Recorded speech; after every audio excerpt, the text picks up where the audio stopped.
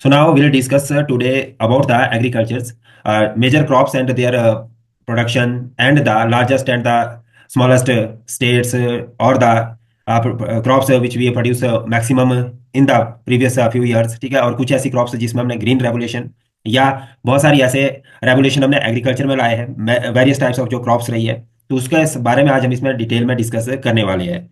Start करेंगे हम पहले पॉइंट से, the largest crop producing states in India, area and its production. यानी कि अगर हम देखें एरिया वाइज, तो सबसे पहला इसमें हमारे पास आता है उत्तर प्रदेश। तो उत्तर प्रदेश जो रहेगा प्यारे बच्चों, that is the leading in food grain production. सबसे ज्यादा फूड ग्रेन जो प्रोडक्शन होता है वो उत्तर प्रदेश, उसमें हमारा पूरे भारत के 20 स्टेट्स में नंबर 1 पे रहता है। And Uttar Pradesh contribute approximately 18.89% of India total food grain output. अगर हम फूड ग्रेन की टोटल आउटपुट की बात करें तो लगभग 19% के आसपास आप इसको ले सकते हैं। ठीक है कि आप मोटे मोटे तौर से एक राउंड फिगर में आप ले, तो आप कह सकते हैं कि 19% जो शेयर है, आप पूरा जोग्राफिकल डिस्ट्रीब्यूशन के हिसाब से तो उत्तर प्रदेश 19% कॉन्ट्रीब्यूट करता है फूड ग्रेन के प्रोडक्शन में। दूसरी अगर हम बात करें मध्य प्रदेश की, तो Madhya Pradesh also contributing 10.36% of nation's food grain production, and Madhya Pradesh stands as a significant contributor. And then third point पे पंजाब है, जिसका की कंट्रीब्यूशन एट नेशनल लेवल में हमारे पास 9.65% है। कितना है नेशनल लेवल में? 9.65% है। And Punjab remains a crucial states in India's food grains production. तो अगर आप इसको कलेक्टिवली देखें तो these three states contribute around 39% of India total food grain production. ठीक है, तो अगर आप देखें तो इसमें मेजरली आप तीन राज्यों को कंसिडर करेंगे। ठीक है, तीन राज्य कौन कौन से आपके पास इसमें? उत्तर प्रदेश है, दूसरा आपका मध्य प्रदेश है, तीसरा आपका पंजाब है। ये तीन राज्यों यानी कि तीन राज्यों देश के कुल उत्पादन का 39% उत्पादन करते हैं। यानी कि अगर हम खाद्यान्न पदार्थों की बात करते हैं तो खाद्यान्न पदार्थों में 39% जो उत्पादन किया जाता है वो केवल और केवल मात्र तीन राज्यों के द्वारा किया जाता है, जिसमें कि उत्तर प्रदेश, मध्य प्रदेश और पंजाब का महत्वपूर्ण योगदान है। ये याद रखिएगा आप, वेरी इंपॉर्टेंट पॉइंट है। दूसरा हमारे पास यहाँ पे पॉइंट आता है इंडियाज ग्लोबल एग्रीकल्चर रैंकिंग। यानी कि ग्लोबली, वर्ल्ड वाइड हमारा एग्रीकल्चर में कौन सा रैंक है किस फूड क्रॉप्स को लेके। तो अगर हम बात करें तो इसमें मिल्क, पल्स एंड जूट। ठीक है, जो हमारे पास मिल्क हो गया, पल्सेज हो गया यानी कि जो दालें वगैरह आती है, जूट है, तो इसमें India is the world largest producer of milk, pulses and jute. तो इसमें हमारे पास क्या है, ये इसमें हम वर्ल्ड लेवल में रैंकिंग नंबर 1 रहते हैं। ठीक है, हम इसमें लार्जेस्ट प्रोड्यूसर है एट दी वर्ल्ड लेवल। उसके बाद अगर हम बात करें प्रमुख जो खाद्यान्न पदार्थ है, जैसे कि चावल है, वीट है, शुगर केन है, ग्राउंड नट है, वेजिटेबल्स है, फ्रूट्स की बात की जाए या कॉटन की बात की जाए, the country rank second in the production of these commodity world wide. याद रखिएगा, फर्स्ट नंबर में हम किस किस में आते हैं? आपकी जो दूध हो गया, दूध के उत्पादन हम विश्व में नंबर 1 है, पल्सेज में नंबर 1 है, जूट में नंबर 1 है। सेकंड नंबर में हमारे पास है rice, wheat, sugar cane, ground nut, vegetable, rice and fruit and cotton. ये इंपॉर्टेंट पॉइंट है, याद रखने हैं आपने, right. First and second rank of India in agriculture production. Then आता की एग्रीकल्चर रेवोल्यूशन, जो हमने डिफरेंट डिफरेंट एग्रीकल्चर रेवोल्यूशन लाए, तो उसमें महत्वपूर्ण कौन कौन से थे? सबसे पहला जो हमारे पास आता है दैट इज ग्रीन रेवोल्यूशन। ठीक है, अगर ग्रीन रेवोल्यूशन की बात करें तो इसमें जो फोकस किया गया था green revolution, that was food grain, जिसमें कि हमारे पास जैसे कि राइस है, व्हीट है। तो इसका जो लॉन्चिंग ईयर था दैट वाज 1960s, यानी कि 60s का मतलब है कि 1960 के दशक में। ठीक है, ये डिकेड्स है, नॉट पर्टिकुलर ईयर है, ये डिकेड्स की बात कर रहा है। ठीक है, तो इसमें जो हमने टारगेट किया था, target was to achieve self sufficiency of food grain production. यानी कि जो हमारा खाद्यान्न पदार्थ है उसमें हमने आत्मनिर्भरता हासिल करनी थी। यह हमारा इसमें महत्वपूर्ण उद्देश्य था, टारगेट था। हम चाहते थे कि जब 1966 में हमारे देश में खाद्यान्न पदार्थ का संकट आया, तो उस संकट से हमें यह महसूस हुआ कि हमें अभी अपने खाद्यान्न पदार्थों के ऊपर काफी ज्यादा इन्वेस्टमेंट करने की जरूरत है। हमें आत्मनिर्भरता की तरफ जाने की जरूरत है। अभी तक हम क्या दूसरे देशों से अपना खाद्यान्न पदार्थ आयात करते थे, इंपोर्ट करते थे। अब हमें लगता है इस स्थिति के बाद, जब हम 1962 में चाइना का वॉर देखते हैं, 1965 में हम पाकिस्तान के साथ वॉर देखते हैं, तो इससे हमारी क्या है, जो आर्थिक स्थिति है वो काफी कमजोर हो जाती है, और हम विदेशों से भी आयात करने में सक्षम नहीं रह जाते उतने ज्यादा। हमारी जो आर्थिक स्थिति वो काफी ज्यादा खराब हो जाती है। तो दूसरे देश भी हमारे लिए जो निर्यात है, अगर उनका एक्सपोर्ट देखेंगे तो वो काफी कम कर देते हैं हमारे देश के साथ। तो ऐसी स्थिति में हमने यहाँ से एक नया इनिशिएटिव लिया कि हम धीरे धीरे धीरे आत्मनिर्भरता की तरफ जाएंगे खाद्यान्न पदार्थों में, और हमने इसको हासिल भी किया, अचीव भी किया। और अगर हम इसकी पर्टिकुलर 5 ईयर प्लान की बात करें कि किस 5 ईयर प्लान से संबंधित है ग्रीन रेवोल्यूशन, तो कौन से 5 ईयर प्लान में आपका ग्रीन रेवोल्यूशन आता है, ये भी क्वेश्चन पूछा जाता है। तो ये आपका आता है थर्ड 5 ईयर प्लान, जो कि टाइम पीरियड है उसका 1961 से लेकर 1966 तक। कौन सा पीरियड है ये?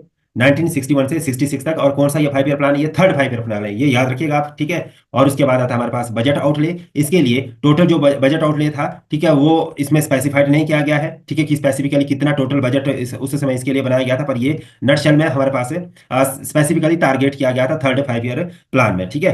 तो उसके बाद हमारे पास नेक्स्ट हमारे पास जो इंपॉर्टेंट पॉइंट आता है that was white revolution. White revolution हमारा आता है ग्रीन, जो इसके ग्रीन रेवोल्यूशन के बाद दूसरा जो हम महत्वपूर्ण रेवोल्यूशन लाते हैं व्हाइट, वो होता है हमारा दूध के उत्पादन में। पहला था हमारा खाद्यान्न पदार्थों में, दूसरा किस में आता है हमारे पास मिल्क के प्रोडक्शन में आता है। और ये 1970 में, 1970 के दशक में लॉन्च कर दिया जाता है। और इसका जो टारगेट था, made India largest milk producer globally, तो इससे हमें क्या हुआ कि हम विश्व भर में नंबर 1 स्थान पे आ जाते हैं दूध के उत्पादन में। और इसका अगर हम 5 ईयर प्लान से कंसर्न करें तो ये हमारा फोर्थ 5 ईयर प्लान था।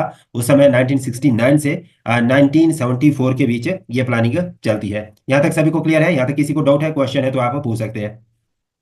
देन हम फर्दर मूव करते हैं, that is our silver revolution. Silver revolution हमारा किसके लिए है? कई बार पूछे गए, ये सीधे क्वेश्चन पूछे गए यहाँ से कि जो आपका रेवोल्यूशन है, ग्रीन रेवोल्यूशन कौन से पदार्थ के लिए किया गया था, सिल्वर रेवोल्यूशन किसके लिए यूज किया जाता है, या आपका व्हाइट रेवोल्यूशन किसके लिए यूज किया जाता है, येलो रेवोल्यूशन, ब्लू रेवोल्यूशन, ये बहुत सारे रेवोल्यूशन जितने भी है ये आपको प्रोडक्ट वाइज याद रखने हैं। अगर हम सिल्वर रेवोल्यूशन की बात करें तो सिल्वर जो रेवोल्यूशन था आपका, that was for the egg production, यानी कि जो अंडे का उत्पादन करना है। 1970 और 80 के दशक में ये सिग्निफिकेंटली इंट्रोड्यूस किया गया and it's significant increase in egg production. जब हमने इस रेवोल्यूशन को लाया तो हमने इसमें अंडे के उत्पादन में काफी ज्यादा बढ़ोतरी की थी। और ये जो 5 ईयर प्लान आता है, ये आपका फिफ्थ 5 ईयर प्लान का टारगेट था। और ये फिफ्थ 5 ईयर प्लान आपका 1974 से 1979 तक आता है, 1974 से लेकर 1979 तक आता है। देन आता है हमारे पास येलो रेवोल्यूशन। येलो रेवोल्यूशन की अगर हम बात करें तो इसको ऑयल सीड प्रोडक्शन के लिए यूज किया जाता है।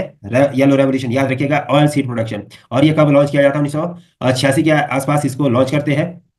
और इसमें हम टारगेट करते हैं कि जो हमारा ऑयल सीड है उसको हम कितना ज्यादा इंप्रूव कर सकते हैं, उसकी क्वालिटी में एनहेंसमेंट कर सकते हैं, और उसकी जो प्रोडक्शन है उसको हम इंक्रीज करना चाहते थे। और इसका जो टारगेटेड 5 ईयर प्लान था that was seventh 5 year plan, 1985 से 1990 के बीच था ये, ठीक है। उसके बाद आता है हमारे पास ब्लू रेवोल्यूशन। ये इंपॉर्टेंट है, ब्लू रेवोल्यूशन। तो ये फिश के लिए यूज किया जाता है, यानी कि जो मछली उत्पादन है उसके लिए हम क्या कहते हैं? ब्लू रेवोल्यूशन, ठीक है। मछली के उत्पादन के लिए ये यूज किया जाएगा। और ये 1973 में इसको लॉन्च करते हैं। और इसमें हम मछली उत्पादन को बढ़ावा देने के लिए कोशिश करते हैं। और ये फिफ्थ 5 ईयर प्लान है अगेन, जो कि 74 से 79 के बीच रन करता है, ठीक है। उसके बाद जो लास्ट है मेजर और इंपॉर्टेंट है that is golden revolution. And golden revolution was for the horticulture, जितना भी हमारा हॉर्टिकल्चर है उसको इंप्रूव करने के लिए। और 1991 से 2003 के बीच ये पूरा का पूरा फेज में लॉन्च किया जाता है। और इसमें हम जो टारगेट करते हैं that is to boost the horticulture production, यानी कि जितना हमारे पास फलों आदि का उत्पादन है उसको बढ़ाने के लिए इसको इस प्लान को, इस रेवोल्यूशन को लॉन्च किया गया था। और इसमें अलग अलग समय में हमने इसमें टारगेट अचीव किए, जैसे कि इसमें एट्थ 5 ईयर प्लान में पहला हमने सेट किया था 1992 से 97 के बीच। फिर नाइन्थ 5 ईयर प्लान आता है 97 से 2002 के बीच। ये महत्वपूर्ण दो 5 ईयर प्लान है जिसमें कि हमने गोल्डन रेवोल्यूशन को इम्प्रोवाइज करने के प्रयास किए। यहाँ तक किसी को कोई डाउट है, क्वेश्चन है तो मुझसे पूछ सकते हैं, then we will move to the next. कोई यहाँ तक डाउट है? Hello dear student, any doubt, any question? No, sir. No? No, sir. No? So will move to the next point that is 5 year plans and agriculture initiatives.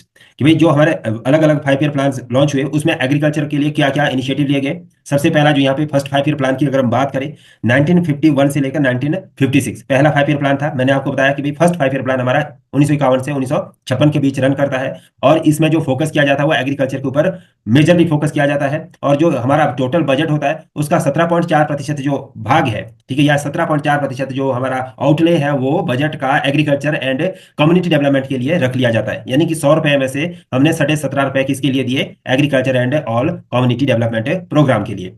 तो ये याद रखना आपने, पहला पॉइंट। दूसरा पॉइंट है कि भाई थर्ड 5 ईयर प्लान में हमने मेजरली फोकस किया और it emphasizes self sufficiency in food grains, laying the foundations of the green revolution. ये भी इंपॉर्टेंट पॉइंट है।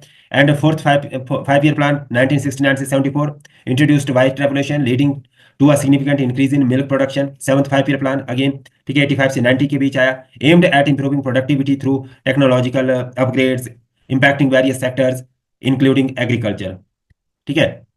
देन आता है हमारे पास इसमें रिसेंट में क्या डेवलपमेंट आई, करंट सिनेरियो क्या है एग्रीकल्चर का हमारे देश का।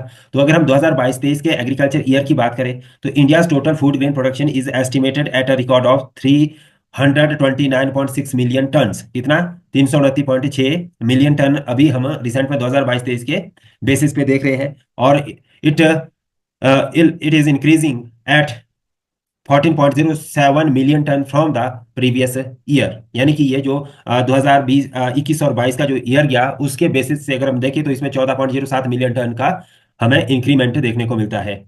एंड देन आता है हमारे पास largest crop producing states in India by area and production. तो मैंने आपको पहले भी बताया था कि भाई हमारे पास जो लार्जेस्ट स्टेट बताया है उसका सबसे जो बिग कंट्रीब्यूशन है वो उत्तर प्रदेश का है। और अगर 2023-24 के एग्रीकल्चर डेटास को हम देखें तो उससे हमें पता चलता है कि जो उत्तर प्रदेश है वो अभी टॉप नॉच में है, ठीक है, फूड ग्रेन के प्रोडक्शन में इंडिया में। And it is contributing over 60 million metric tons to the nation's total production.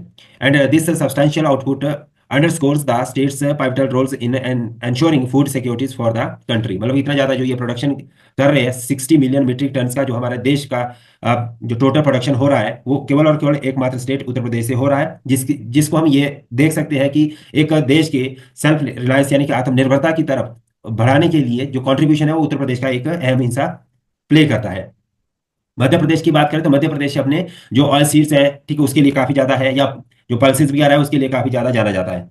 तो अगर हम यहाँ पर देखें तो it is known as the soybean state. आपसे कई बार क्वेश्चन भी पूछा जा सकता है कि सोयाबीन स्टेट के नाम से किसे जाना जाता है, तो वो हमारी मध्य प्रदेश है। और यहाँ पर एग्रीकल्चर में पिछले कुछ सालों से काफी ज्यादा सिग्निफिकेंटली इंप्रूवमेंट हुआ है। और अगर हम इसमें बात करें the states diverse agro climatic zone facilitate the cultivation of various crops contributing to its prominent position in India's agriculture landscape। दूसरे नंबर पे हमारे पास क्या है, फिर पंजाब है, ठीक है। यानी कि ये तीन स्टेट्स मैंने पहले भी डिस्कस की थी, अभी भी इन्हीं तीन चीजों के प्रेजेंट में भी डेवलपमेंट के बारे में। तो इसको हम क्या कहते हैं, इस जो पंजाब है, Punjab is called the granary of India. Punjab को हम क्या कहते हैं, ग्रेनरी ऑफ इंडिया। ये आपके लिए पेपर के लिए इंपॉर्टेंट क्वेश्चन है, ग्रेनरी ऑफ इंडिया। या आप दूसरा आपसे पूछा जा सकता है सोयाबीन स्टेट। ये कुछ ऐसे पॉइंट है जिसको आपको अपनी कॉपी में नोट डाउन करना होता है और ये इसी से डायरेक्ट क्वेश्चन आपके पूछे जा सकते हैं। तो ग्रीन रेवोल्यूशन जब आया था तो पंजाब का एक इसमें अपना अहम कंट्रीब्यूशन था। पंजाब से ही अगर हम देखें तो पंजाब ने सिग्निफिकेंटली जो एडवांसमेंट इन एग्रीकल्चर है वो अडॉप्ट किया था, well developed irrigation infrastructure and adoption of high yielding variety seeds. तो इसमें मेजरली पंजाब ने अपना रोल प्ले किया था, तभी जाके हम ज्यादा से ज्यादा प्रोडक्शन ग्लोबली कर पाए थे। अब अगर इसमें बात करें रैंकिंग वाइज तो मिल्क प्रोडक्शन की अगर हम बात करें, ठीक है, तो India world largest producer of milk of feed achieved through initiative like White Revolution, which transformed dairy industry by enhancing milk production and establishing a robust cooperative network। तो इसका जो एक महत्वपूर्ण एग्जांपल देखेंगे अगर आप ग्लोबली, तो अमूल अमूल जो एक कोऑपरेटिव सोसाइटी के तौर पे काम करना शुरू किया था और लगातार ये काम करते गए और आज की डेट में ये मल्टीनेशनल कंपनी के तौर पे काम कर रही है। क्या कर रही है, मल्टीनेशनल कंपनी के बेसिस पे काम कर रही है और इंटरनेशनली अपना जो अमूल है, अमूल के जो प्रोडक्ट है, चाहे मिल्क है, चाहे बटर है, चाहे अदर थिंग्स है, जितना भी मिल्क से रिलेटेड प्रोडक्ट बनता है, तो उसमें एक सिग्निफिकेंट इनका जो कंट्रीब्यूशन है ग्लोबली वो हमें देखने को मिलता है। तो इसका एक टैगलाइन भी है। टैगलाइन क्या है अमूल का, किसी को पता है अमूल?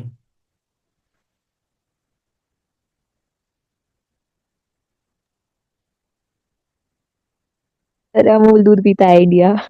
हाँ एग्जैक्टली ठीक है। तो ये काफी ज्यादा टीवी में एडवर्टीजमेंट भी आती थी इसकी कि अमूल दूध पीता है इंडिया। तो ये सिग्निफिकेंट रोल प्ले करता है। फिर पल्सेज एंड जूट की बात करें तो पल्सेज एंड जूट में भी हम क्या है कि नंबर 1 है ग्लोबली, ठीक है। और राइस एंड वीट की बात करें तो हम सेकंड वर्ल्ड वाइड में रैंकिंग करते हैं, किसमें, राइस एंड वीट में। हॉर्टिकल्चर प्रोड्यूस की बात करें तो major producer of fruits and vegetables and contributing significantly for both national nutrition and international market.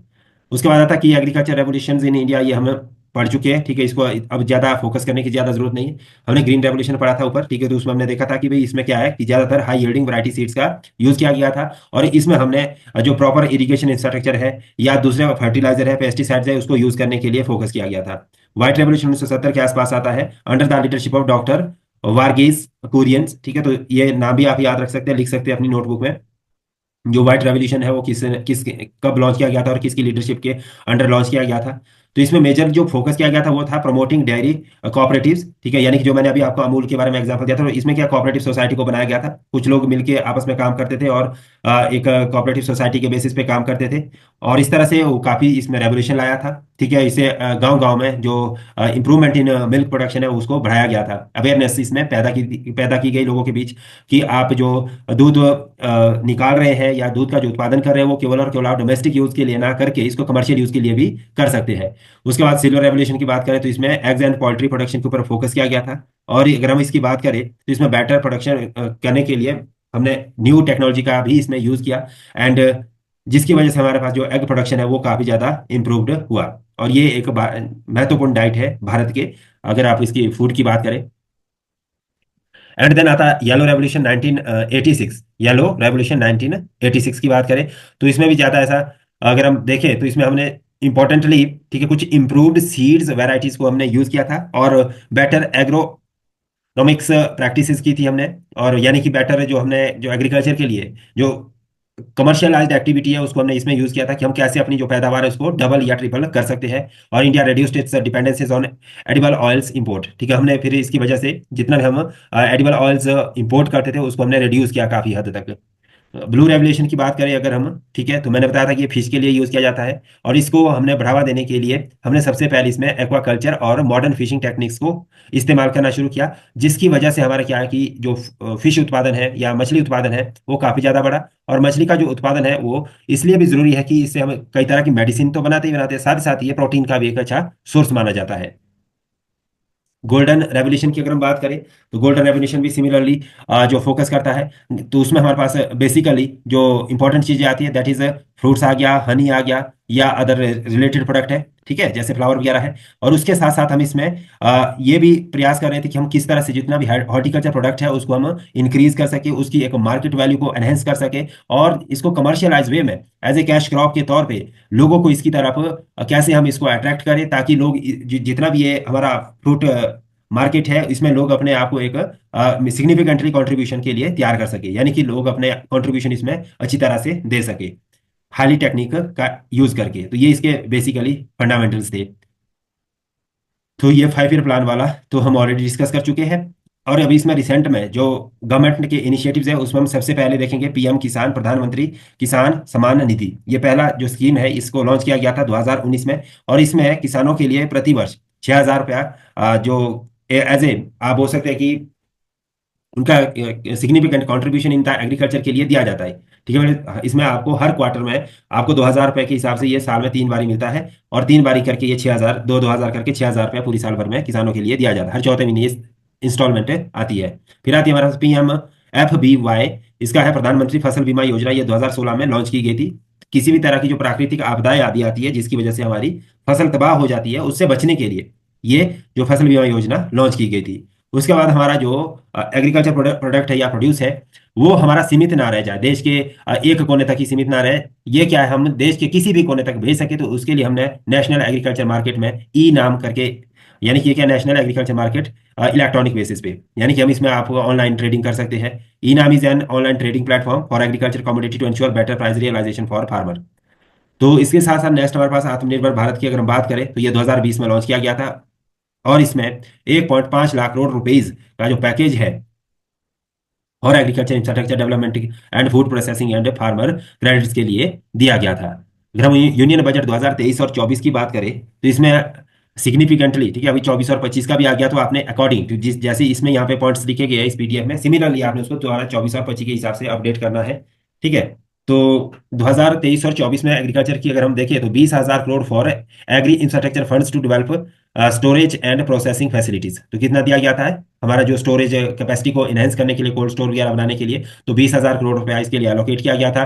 फिर 13,625 करोड़ रुपया जो है वो पीएम किसान स्कीम के लिए दिया गया, और 500 करोड़ रुपया जो है आपका startups in agriculture and allied sector के लिए रखा गया था। तो इस तरह से promotion of natural farming along with Ganga basins in 5 kilometre wide corridors आदि भी इसमें शामिल किए गए थे। उसके बाद जो बेसिक चैलेंजेस है, यानी कि प्रॉब्लम्स जो हम फेस कर रहे हैं ओवरकम करने के लिए एग्रीकल्चर में, that is small and fragmented land holding. सबसे ज्यादा जो ये कारण बनता है वो बनता है हमारे पास क्या है, एक तो हमारे पास जमीन के छोटे छोटे टुकड़े हैं, दूसरा जो छोटे टुकड़े हैं वो भी क्या है, फ्रेगमेंटेड है, यानी कि कुछ पोर्शन हमारा मान लो कि शिमला में है, कुछ पोर्शन हमारा दिल्ली में होगा, कुछ चंडीगढ़ में होगा, पर ये ज्यादा बड़ा गैप चला गया। मतलब कि कहने का तात्पर्य समझ गया होगा आपकी भाई, हमारा जो एग्रीकल्चर है वो फ्रेगमेंटेड है। फ्रेगमेंटेड का मतलब कि होल्डिंग आपकी क्या है कि कुछ इस जगह पे होगी, कुछ दूसरी जगह पे होगी, मतलब कि उसमें हो सकता है कि वो आधा आधा किलोमीटर के गैप में हो, ठीक है, बीच में किसी दूसरे की जमीन आती है, फिर उसके बाद आपकी जमीन आती है, तो उससे आप क्या है कि उसको आप समल्टेनियसली उसमें आप क्या जो प्रोडक्टिव एक्टिविटी है वो नहीं लॉन्च कर सकते,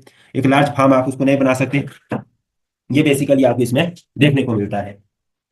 देन आपके पास जो नेक्स्ट आता है कि अगर देखें आप इसमें तो 85% जो फार्मर है आपका, उसके पास less than 2 hectares of land है। कितना? लेस देन 2 हेक्टेयर्स, ठीक है। And making large scale mechanisation difficult. तो इसमें हम बड़े पैमाने पर जो टेक्निकल एडवांसमेंट है, टेक्नोलॉजिकल एडवांसमेंट है या मैकेनाइजेशन है एग्रीकल्चर का, वो नहीं कर सकते, क्योंकि उसके लिए हमारे पास सफिशिएंट लैंड का होना भी जरूरी है। और उसके बाद डिपेंडेंस ऑन मानसून। 50% जो हमारी खेती बाड़ी है वो किसके ऊपर डिपेंड करती है? मानसून। अगर मानसून सही हुआ तो खेती बाड़ी अच्छी होगी, नहीं हुआ मानसून तो पानी की समस्या, ड्रॉट की समस्या की वजह से हमारी आधे से ज्यादा क्रॉप खराब होने के चांसेस रहते हैं। उसके बाद लो प्रोडक्टिविटी की बात करें तो जो इंडिया का पर हेक्टेयर यील्ड है, यानी कि जो प्रति हेक्टेयर जो हम उत्पादन करते हैं, वो अभी भी काफी ज्यादा लो लेवल का है। उसको अभी हमें और ज्यादा इंक्रीज करना विद एडवांसमेंट ऑफ टेक्नोलॉजी, ठीक है। Wheat, rice and pulses, post harvest losses, ठीक है, कि भाई पुअर स्टोरेज, ये मतलब कि हम अगर मान लो कि फसल अच्छी हो भी गई तो उसके बाद जो हमारे पास उसके लिए स्टोरेज वगैरह या ट्रांसपोर्टेशन की जो प्रॉपर फैसिलिटी नहीं है, उसकी वजह से 10 से 20% हमारा जो फूड है वो हर साल वेस्ट हो जाता है। मार्केट इनएफिशिएंसी की बात की जाती है, तो इसके लिए हमारे पास ज़्यादातर मिडल मैन के ऊपर डिपेंड करना पड़ता है। फाइनल जो हमारा मार्केट है, मैं प्रोडक्ट है, वो फाइनल कस्टमर तक या कंज्यूमर तक हम डायरेक्टली नहीं पहुंचा पाते, जिसकी वजह से इसमें काफ़ी कमीशन एजेंट एक तरह से फायदा ले लेते हैं, और किसानों के लिए काफ़ी ज़्यादा ये एडवर्स सिचुएशन में पैदा करता है। अगर हम सॉल्यूशन की बात करें तो इसमें प्रिसीजन एग्रीकल्चर की बात की जा सकती है, जिसमें हम किया कि यूज ऑफ एआई या ड्रोन्स की बात की जा सकती है। इंफॉर्मेशन एंड टेक्नोलॉजी की इसमें हाईली यूज करने की बात की जा सकती है। और साथ ही इसमें वाटर, फर्टिलाइजर या पेस्टिसाइड्स का सही से यूज करना हमें स्टार्ट करना करना पड़ेगा। अगर क्रॉप डाइवर्सिफिकेशन की बात करें तो हमें इसमें एक ही तरह की क्रॉप के ऊपर डिपेंड नहीं करना पड़ेगा। हमें इसमें जैसे हॉर्टिकल्चर है, फ्लोरिकल्चर है, मेडिसिनल प्लांट है, वो सभी हमें इसमें यूज करने पड़ेंगे, लगाने पड़ेंगे। और उसके बाद है agro processing and value additions, जैसे कि फूड प्रोसेसिंग इंडस्ट्रीज को हम इसमें स्टार्ट कर सकते हैं to reduce post harvest losses. और उसके बाद अगर हम इसमें देखें तो reforms in MSPs and APMC, तो इसमें भी हमें जो मिनिमम सपोर्ट प्राइस है या जो हमारे पास एपीएमसी है, तो इसमें हमें कुछ इंप्रूवमेंट करने पड़ेंगे इनकी पॉलिसीज में, सिग्निफिकेंट चेंज करके। और अगर हम India share in world agriculture production में देखें, ठीक है, ये इंपॉर्टेंट पॉइंट है, इंडिया का जो वर्ल्ड एग्रीकल्चर में टोटल कंट्रीब्यूशन या शेयर है, तो अगर हम देखें तो ग्लोबली हम 17% टोटल फूड ग्रेन का शेयर रखते हैं। कितना? 17% वर्ल्ड वाइड। और largest producer of spice, pulses, milk and jute, and second largest producer of rice, wheat and sugar cane. इसके बाद third largest producer of the cotton. ये तीन चीजें आपने याद रखना। और इंडिया एग्रीकल्चर के एक्सपोर्ट की अगर हम बात करें 2023 और 24 की, तो टोटल एग्रीकल्चर एक्सपोर्ट हमारा $50 बिलियन अप्रोक्सीमेटली है, जिसमें कि मेजरली हमारे पास व्हीट, शुगर है। और टॉप इंपोर्टिंग कंट्री, ठीक है, हमारे पास कौन है? यूएसए है, चाइना है, और यूएई, बांग्लादेश, यूरोपियन नेशन आदि है। तो ये आज का जो हमारा मेजर टॉपिक था एग्रीकल्चर से रिलेटेड, तो ये हमने कवर किया है। इसमें अगर किसी को कोई डाउट है या कोई क्वेश्चन है तो पूछ सकते हैं। Any doubt, any question? Okay. No doubt, no question. Sahil, Sandeep, Mm. Yes, Malik, sir. Everything is clear? Yes sir. Yes, sir. Okay, thank you and meet you tomorrow.